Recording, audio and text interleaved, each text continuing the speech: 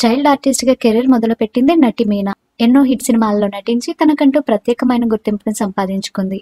అయితే ఈమె సోషల్ మీడియాలో చాలా యాక్టివ్ గా ఉంటుంది. తనకు తన కూతురికి సంబంధించిన ఫోటోలను తరచూ సోషల్ మీడియా వేదికగా అభిమానులతో షేర్ చేస్తూ ఉంటుంది.